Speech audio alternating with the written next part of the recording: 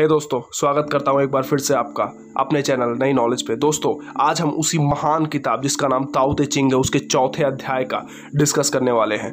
तो इस पर 3 वीडियोस ऑलरेडी पड़ चुकी है। अगर आप वो वीडियोस को नहीं देखे हैं तो यकीन कीजिए आप बहुत ही महत्वपूर्ण जानकारी को मिस कर रहे हो। तो एक बार जाकर तीनों चैप्टर पर बनी वीडियोस को ज़रूर देखना। आइए शुरुआत करते हैं। तो दोस्तों, आगे बढ़ने से पहले मैं आपको एक बात बताना चाहूँगा। सबसे पहली बात, उन सभी लोगों को दिल से थैंक यू जो अभी तक हमारे फैमिली का हिस्सा बन चुके हैं, यानी चैनल को सब्सक्राइब कर चुके हैं और बेल आइकॉन को प्रेस कर चुके हैं। अगर आपने अभी तक ये नहीं किया है तो लाल बटन पर क्लिक करके तुरंत चैनल को सब्सक्राइब कीजिए और बेल आइकॉन को दबाइए।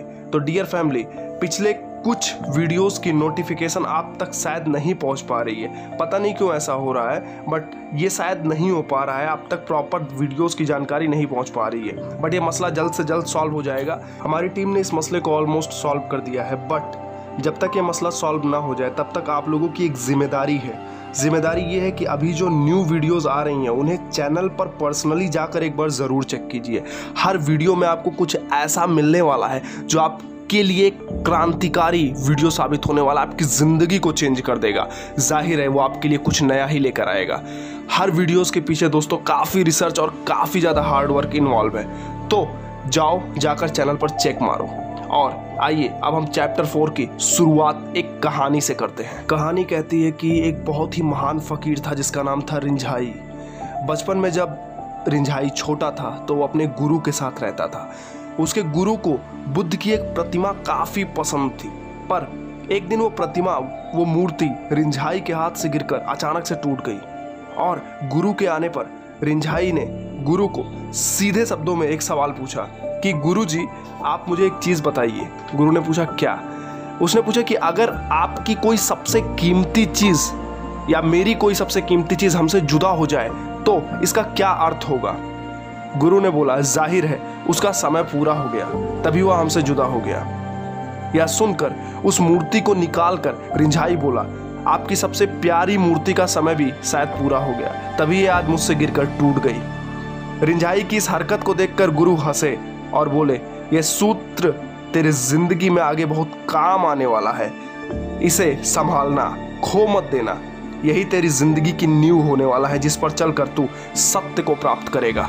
कहते हैं उस दिन के बाद रिंझाई कभी दुखी नहीं हुआ, क्योंकि उसके ज़िंदगी में उसे जो भी मिला या उसने जो भी खोया, दोनों ही परिस्थिति में उसने ये सोचा कि इसका समय आ गया, तभी यह घटना हुई। यह सूत्र बहुत ही क्रांतिकारी है और इसकी एक सबसे बड़ी बात यह है कि आपको वर्तमान में रहने में मदद करता है। इसी कहानी से मिलता जुलता चैप्टर 4 है जिसका नाम है ताओ इज लाइक ए वेल, यानी ताओ एक कुएं जैसा है। ये चैप्टर क्या है, आइए इस चैप्टर को समझते हैं। शब्द बोलते हैं, ताओ एक कुएं की तरह है, उपयोग किया जाता है लेकिन कभी भी उपयोग नहीं होता। यह अनंत शून्य की तरह है, अनंत संभावनाओं से भरा। यह छुपा है लेकिन हमेशा मौजूद है। मैं नहीं जानता इसे किसने जन्म दिया, ये तो भगवान से भी पुराना है। यहाँ पर चंद शब्दों को बोलते हुए चैप्टर 4 कंप्लीट हो जाता है। कम शब्द लेकिन बहुत गहरी बातें। ताओ एक कुएं की तरह है जो कि उपयोग किया जाता है लेकिन कभी भी उपयोग नहीं होता, यानी कुआं प्रतीक है गहराई का। हमारे भीतर इतनी क्षमता मौजूद है जिसका इस्तेमाल हम कभी नहीं कर सकते हैं, कभी कर ही नहीं पाएंगे। यह अनंत शून्य की तरह है, अनंत संभावनाओं से भरा हुआ। यह वही बात है, हमारे भीतर जो शिवत्व है उसमें वो चीज़ें हैं जो शायद अभी हम सोच नहीं सकते। हम अपने भीतर गहराई में उतरकर शायद वो कुछ हासिल कर लें, वो सब कुछ हासिल कर लें जिसके बारे में अभी शायद हम कल्पना में भी सोच नहीं सकते। मैं नहीं जानता इसे किसने जन्म दिया है, सच बात है, इसे किसने जन्म दिया, हमारी संभावनाओं को, हमारी शक्तियों को, या इस दुनिया को, इस ब्रह्मांड को किसने बनाया, हम नहीं जानते। ये तो भगवान से भी पुराना है। जाहिर है ये जो भगवान शब्द है ये तब इंसान के जहन में आया जब इंसान के अंदर बुद्धि की श्रेष्ठता आई, जब इंसान ने चीज़ों को समझना शुरू किया। पर दुनिया तो इंसानों से भी पहले है। तो भगवान, ये जो शब्द है, ये जो शब्द हमने दिया है, ये हमारे दिए हुए शब्द हैं। ये तो भगवान से भी पुराना है। भगवान से भी पुराना मतलब भगवान शब्द से भी पुराना है।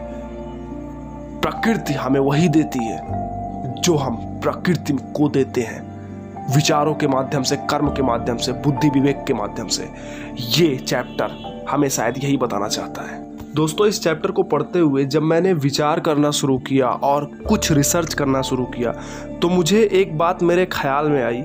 इस चैप्टर में ज़्यादातर बातें शून्य और खालीपन की हैं और ये शाश्वत सत्य है कि जब भी हम किसी चीज़ के चरम पर पहुंचते हैं तो हम दूसरी तरफ अपने आप ही मुड़ जाते हैं। यानी कि आज हम जिस चीज़ के पीछे भाग रहे हैं कल हम उस चीज़ से भागेंगे। पर ऐसा क्यों है? क्या हर चीज़ बदल जाती है? जवाब है हाँ। यहाँ सबसे कीमती बात यही है कि हर चीज़ बदलती ही रहती है।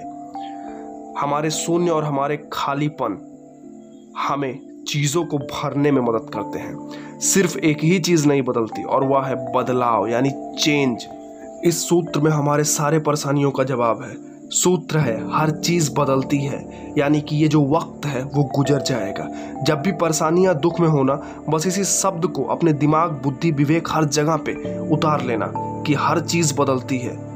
मेरे साथ जो कुछ भी हो रहा है, अच्छा या बुरा, वो भी बदल जाएगा। इससे आप कभी भी आसक्त नहीं होंगे और पहले से ही आप ये चीज़ जान रहे हो कि दुनिया में जब हर चीज़ बदलती है तो चाहे मेरा कोई भी दुख हो या सुख हो, वो बदलने वाला है। इसके लिए मुझे तैयार रहना चाहिए। फिर चाहे वो दुख या सुख पर्सनल लाइफ का हो या प्रोफेशनल लाइफ का हो। तो सोचिए और विचार कीजिए कि ये सूत्र अभी आपकी ज़िंदगी में किस तरह से लागू होता है। और ये चैप्टर हमें आखिर में धैर्य ही सिखाता है, जो कि हर महानता को हासिल करने के लिए अनिवार्य है। तो वीडियो अगर पसंद आई हो तो वीडियो को लाइक करके चैनल को सब्सक्राइब ज़रूर करना। मिलते हैं नेक्स्ट वीडियो में, तब तक के लिए peace up and bye bye.